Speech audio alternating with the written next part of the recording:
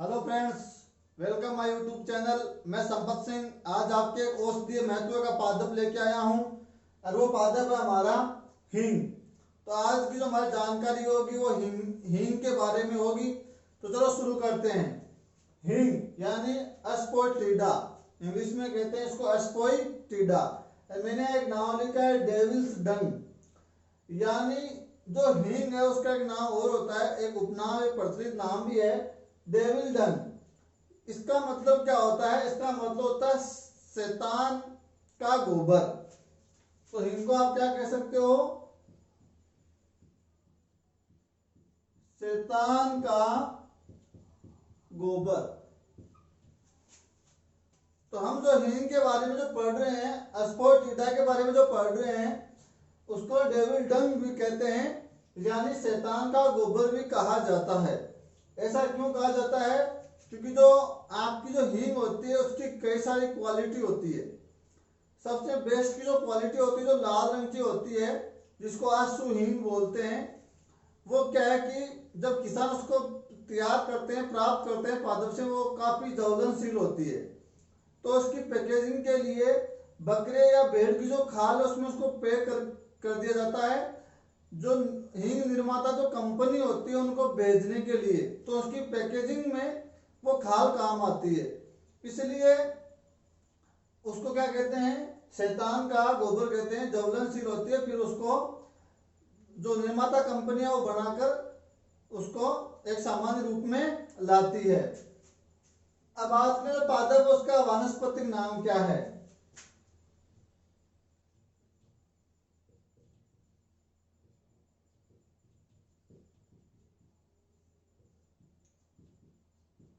तो पादप का वैज्ञानिक या वानस्पतिक नाम, तो पादप का नाम होता है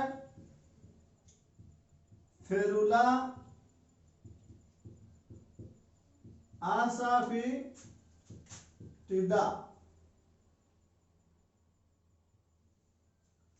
तो पादप का वैज्ञानिक या वानस्पतिक नाम क्या होता है? फेरुला आसाफिटिडा। फेरुला आसाफिटिडा। नेक्स्ट बात आता है पादप का कुल, यानी किस कुल में पादप को शामिल किया गया है। तो एपीएससी या अम्बेलिफेरी। तो पादप का कुल कौन सा होता है? एपीएससी या अम्बेलिफेरी। नेक्स्ट बात आता है पादप का उपयोगी भाग, कि पादप का हम कौन सा भाग है वो खाने के लिए या हम काम में लेने वाले हैं। तो पादप का उपयोगी भाग आता है भूमिगत जड़ें, यानी आप उसको परकंद या मूलकंद, परकंद या मूलकंद कह सकते हो आप इसको। तो जो भूमिगत जो जड़ें होती है, भूमिगत जो जड़ें होती है, जो उनकी जड़ या उनकी जो मूल है, जिसको आप परकंद या मूलकंद कहते हैं, क्योंकि वो थोड़ी सी गाजर के नुमा होती है, इसलिए आपको परकंद या मूलकंद कहते हैं। से स्त्रावित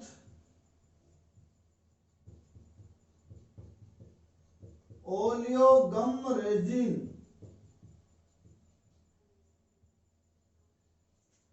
तो पादप का जो उपयोगी भाग है वो जड़ें हैं, मोस्टली मैं बताना चाहूँ, मोटी मोटी बात है, उसके परकंद या मूलकंद होते हैं। तो आप जड़ें लिख सकते हो, उपयोगी भाग। फिर आप बड़ा करना चाहो तो पादप की जो भूमिगत जड़ें हैं इनको परकंद या मूलकंद कह रहे हैं। से स्त्रावित होने वाला, निकलने वाला दूध होता है, जो लेटेक्स होता है, जो शीर होती है, जो सूखने के बाद जो हींग बनती है, शुरू में वो लेटेक्स होता है, चिपचिपा पदार्थ होता है, उसको क्या कहते हैं? ओलियोगम रेजिन कहते हैं। तो उससे हमारा क्या मिलता है? हमको हींग मिलता है। तो ये हो गया उसका उपयोगी भाग। अब बात करूं मैं इसकी गंध की। हींग का जो गंध है वो कैसा है? तो इसका जो गंध है वो तीखी होती है, तीक्ष्ण होती है, काफी तीखी और तीक्ष्ण गंध होती है, लहसुनी गंध होती है इसकी, लहसुन जैसी गंध होती है, तीखी गंध होती है, काफी तीक्ष्ण गंध होती है, अरुचिकर गंध होती है, हमको अच्छी नहीं लगती है। और ये गंध होती है इसमें पाए जाने वाले सल्फर और पाइनिन के कारण। पाइनिन एक तेल है जो हींग में पाया जाता है, खुशबू वाला तेल होता है। तो पाइनिन और सल्फर की मौजूदगी के कारण जो हींग में एक तीक्ष्ण अरुचिकर गंध लहसुन जैसी आती है। बात करूं मैं स्वाद की, हींग का स्वाद कैसा होता है, तो स्वाद होता है इसका कड़वा, काफी कसेरा लहसुन जैसा कड़वा स्वाद होता है। और वो होता है फेरुलिक अम्ल के कारण।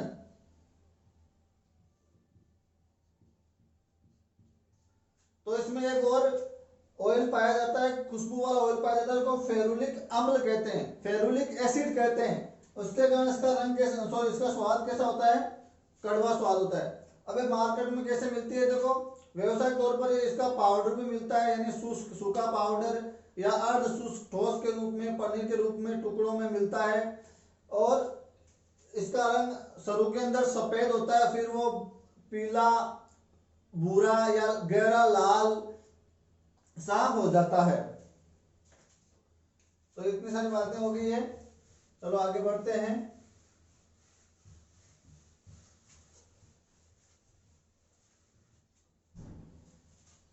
नेक्स्ट बात करें इसकी खेती की, इसका उत्पादन कहाँ किया जाता है। देखो ये पादप है, इसका मूल निवास ईरान है।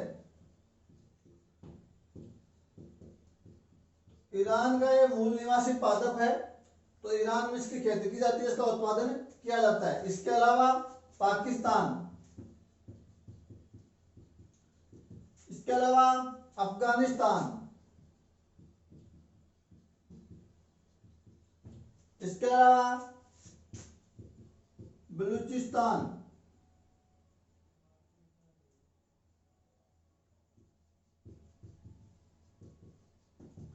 इसके अलावा हमारे भारत में भी होती है। और भारत में कहा, जम्मू और कश्मीर में और कुछ पंजाब में भी। तो खेती की बात करें तो मूल निवासी कहाँ का है, ईरान का, तो ईरान में इसकी खेती की जाती है। इसके अलावा पाकिस्तान में, अफगानिस्तान में, बलूचिस्तान में और भारत में इसकी खेती की जाती है, इसका उत्पादन किया जाता है। और भारत में मोस्टली जम्मू और कश्मीर में इसका उत्पादन किया जाता है। और इसके अलावा कुछ क्षेत्र पंजाब में भी इसका उत्पादन किया जाता है।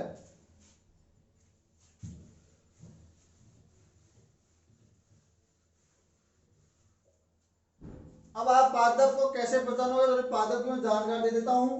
तो पादप में जो तना होता है वो पतला और अंदर से खोखला होता है, पानी संग्रहित करने वाला होता है। और लगभग 1 मीटर से लेकर 4 मीटर तक लंबा हो सकता है।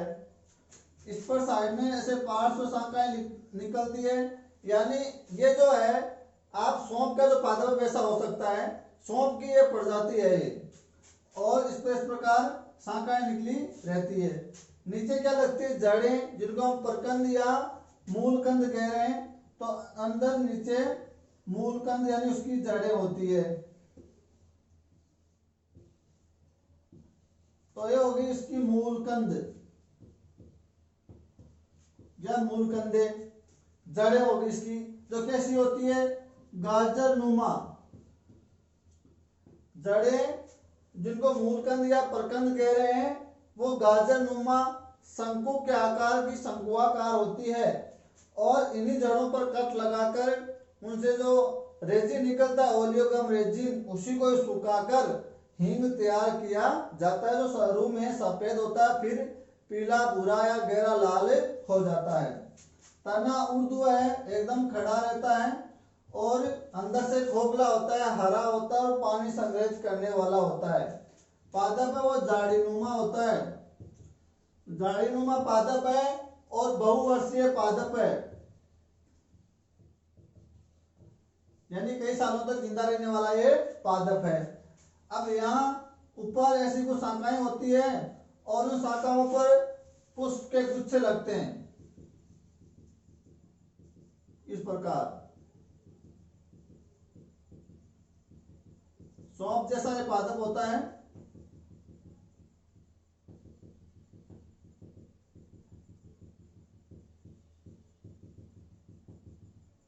इस प्रकार। तो पुष्प को कहते हैं छत्रक, पुष्प क्रम को क्या कहते हैं? छत्रक। और जो पुष्प होता है वो एक लिंगी व द्विलिंगी होता है। तो पुष्प क्रम को छत्रक कहते हैं। इसे जो सौंफ के जो होते हैं वैसा होता है, और एक लिंगी या द्विलिंगी होता है, और यहाँ छोटे छोटे ऐसे फल लगे होते हैं। तो ये हो गया फल जो छोटे छोटे होते हैं, ज्यादा बड़े नहीं होते हैं। और जैसे मान लो ये पत्तियां लगी हुई है, तो पत्तियां बड़ी व विभाजित होती है। तो पत्तियां बड़ी होती है और विभाजित होती है, यानी बटी होती है। और ये तना हो गया जो 1 मीटर से लेकर 4 मीटर लंबा होता है। झाड़ीनुमा पादप है, बहुवर्षीय पादप है, और ऊर्ध्व खड़ा रहता है। ऊपर जो पुष्प क्रम होता है, जो छत्रक बोलते हैं, एक लिंगी व द्विलिंगी होता है। छोटे छोटे फल लगते हैं, पत्तियां बड़ी और विभाजित होती है, और नीचे जो मूल गंध होती है वो गाजर के नुमा, शंकु के आकार के नुमा ये होती है।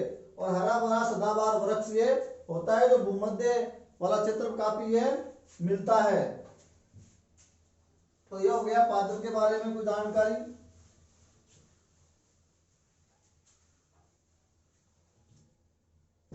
अब क्या किया जाता है इसको प्राप्त करने के लिए? 1 से लेकर 4 वर्ष जो वर्ष की जो पुरानी जो झाड़ी है उसको काट दिया जाता है ऊपर से, और फिर उनकी जड़ों के कट लगाकर जो ओलियोगम रेजिन है, जो चिपचिपा जो लेटेक्स है, शीर है, जो दूध है, उसको सुखाकर इसको प्राप्त किया जाता है। अब बात करें इसका रासायनिक संगठन की।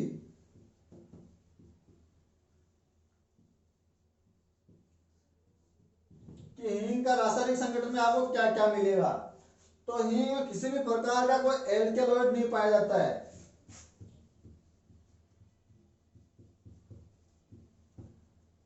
एब्सेंट, यानी किसी भी प्रकार का इसके में एल्केलॉइड आपको नहीं मिलेगा। इसमें कुछ आपको सुगंध वाला तेल मिलेंगे, जैसे अभी बात कर रहे थे क्या, पाइनिन,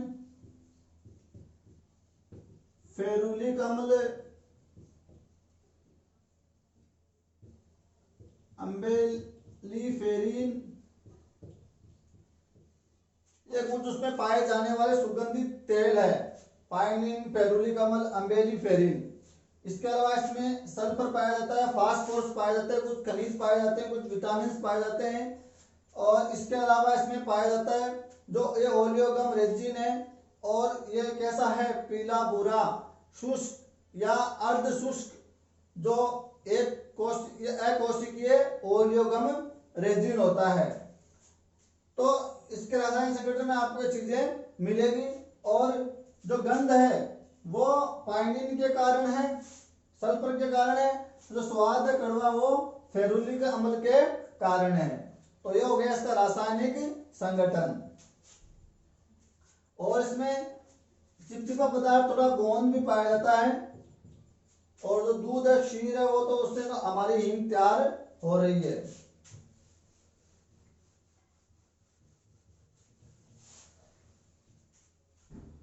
अब बात करते हैं इसके फायदे के या औषधीय महत्व के।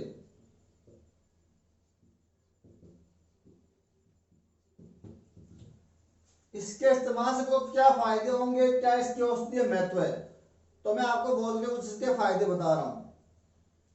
पहला जो फायदा है, इसमें कई सारे गुण होते हैं, जैसे वात हर, पीत हर, कर्मी हर, आपका स्वेदनकारी, बीजा बीजा आपका वाजीहार, और आपका कफोद्धारक, रेचक, रेचक का मतलब होता है मल को निष्कासन में सुविधा प्रदान करना, उद्दीपक, उत्तेजक, स्वेदनकारी। तो ऐसे कुछ इसमें गुण पाए जाते हैं, पहली बात तो ये। दूसरा, आपको पता है मसालों के रूप में इस्तेमाल की जाती है, कि हर किचन में आपको मिल जाएगी। इसकी छौंकन लगाई जाती है, इसकी खुशबू काफी अच्छी आती है। तो जो हमारे मसाले उनमें ये काम आ रही है। साथ में कोई सॉस है, करी है, अचार है, उसमें भी उसका स्वाद और खुशबू बढ़ाने के लिए ये काम में आती है। नेक्स्ट बात करें तो ये दर्द का निवारण में काम आती है। जैसे सर में दर्द है तो इसका पेस्ट लगाने से या इसको पीने से फायदा होता है। सर दर्द, जो माइग्रेन होता है, तनाव होता है, डिप्रेशन होता है, उसमें इसका इस्तेमाल करने में फायदा मिलता है। दूसरा दर्द की बात करें, जैसे कान में कोई दर्द है तो कान में इसका कुछ बूंद डालने से, किसी भी चीज के जो तेल वगैरह या पानी के साथ मिलाकर या जिस प्रकार डालते हैं तो कान का जो दर्द है उसमें आराम मिलता है। इसी प्रकार दांत में दर्द है, दांत में कोई कीड़ा खा रहा है, दांत में दर्द हो रहा है तो इसको दांत के नीचे दबाने से, लौंग के साथ, नींबू के साथ, तो दांत का जो कीड़ा बाहर भी आ जाता है, दांत जो दर्द हो रहा है उसमें भी आराम मिल जाता है। इसी प्रकार कहीं कांटा चुभ गया, वो बाहर नहीं निकल रहा तो हींग का वहां पेस्ट लगाने से कांटा बाहर निकल आता है। मधुमेह ने डंक लगा दिया तो वहां थोड़ा सा हींग लगाने से आराम मिलता है। इसके अलावा जो औरतें, जो लड़कियां हैं या जो औरतें जिनको माहवारी, जो ऋतु स्त्राव होता है, उस दौरान क्या पेट में दर्द होता है, पीड़ा होती है, तो उस पीड़ा के निजात पाने के लिए, उसमें आराम पाने के लिए उसमें हींग काफी कारगर साबित होती है। उसमें उस दर्द, जो माहवारी के दौरान जो दर्द होता है उसमें हींग से राहत मिल सकती है। थोड़ा बहुत चुटकी भर पानी में डालकर पीने से इससे राहत मिलती है। पेट में जो दर्द होता है, ऐंठन होती है माहवारी के दौरान, मेंस्ट्रुअल साइकिल के दौरान, उसमें यह आराम देता है। इसके अलावा हिचकी अगर आ रही है, हिचकी थम रही नहीं है, तो थोड़ा बहुत पानी में इसको चुटकी भर मिलाकर लेने से हिचकी बंद हो जाती है। इसी प्रकार जैसे कब्ज है, आपका पेट में दर्द हो रहा है, पेट में सूल यानी दर्द हो रहा है, या पेट में गैस की प्रॉब्लम हो रही है या कब्ज की प्रॉब्लम है, तो इसका इस्तेमाल करने से फायदा होता है। अस्थमा है, दमा है, कैंसर की प्रॉब्लम में भी इसका काफी फायदा हुआ है, काफी इससे अच्छे पॉजिटिव रिजल्ट आए हैं। इसके अलावा श्वसन संबंधी कोई प्रॉब्लम है, जैसे कफ है, बलगम है, सीने में दर्द है, सांस लेने में दिक्कत है, आपका चिरकालिक को श्वास शोथ है, तो इसमें भी इसका काफी कारगर साबित होती है, उसमें इसका काफी फायदा है, औषधीय महत्व है। इसके अलावा कहीं जख्म लगे है, सूजन है, तो वहां भी इसका लेपन लगने पर ये क्या एंटीसेप्टिक, एंटीऑक्सीडेंट का इसमें गुण पाया जाता है, तो इसको वहां भी इस्तेमाल किया जा सकता है। तो इस प्रकार इसके वैसे बहुत सारे फायदे होते हैं। और एक औषधीय महत्व का पादप एक जड़ी बूटी है, तो ये काफी महत्व रखता है। मसालों में तो, घरेलू काम में तो इसको ले रहे हैं, साथ में कई प्रकार की दवाइयां, औषधियां बनाने में भी काम में ये आती है। इसी प्रकार जैसे कुछ आयुर्वेदिक जो औषधियां हैं, जैसे आपका हिंगवाष्टक है, हिंगवाष्टक जो औषधि है उसमें जो हींग आती है, हिंगड़ी वट्टी है उसमें हींग आती है आपका, और एक दो चूर्ण है उसमें भी आपकी औषधि ये आती है, कौन सी, हींग। तो वो औषधियां बनाने में, जो आपकी है दवाइयां बनाने में इसका इस्तेमाल किया जाता है।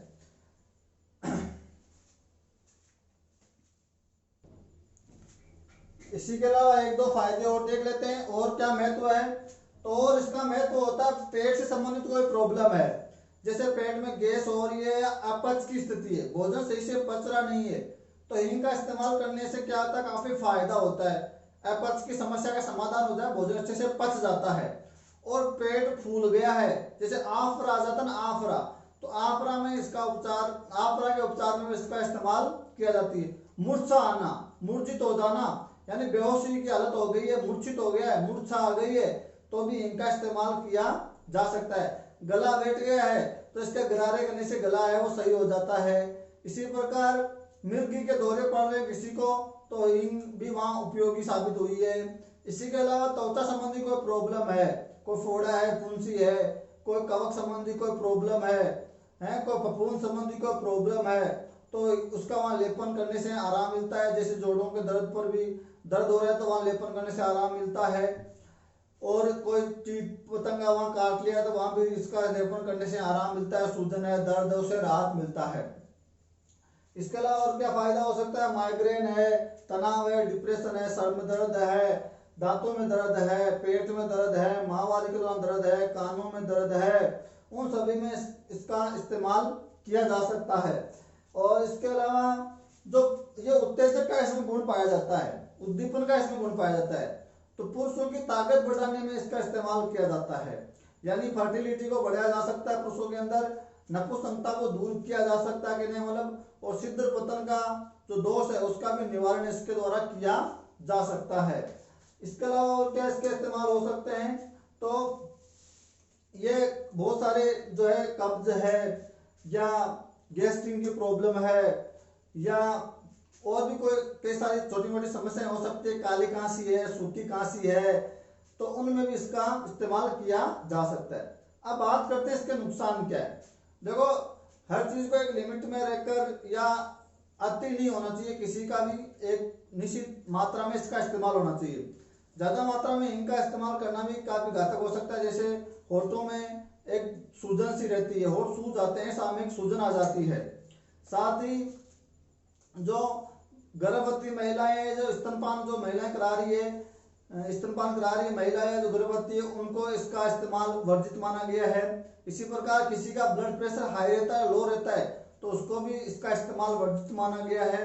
या किसी को एलर्जी है ऐसी चीजों से, उनको भी ये इस्तेमाल नहीं करना चाहिए। और एक सलाह तो आपको माननी है कि कोई भी औषधीय महत्व का पादप, दवाई या जो भी होता है वो हमेशा अपने डॉक्टर की सलाह से या अपना जो आयुर्वेद होता है उसकी सलाह से ही लेना चाहिए, तो इससे जो है कोई दिक्कत नहीं होने वाली होती है। तो यह है हमारा हिंग। धन्यवाद।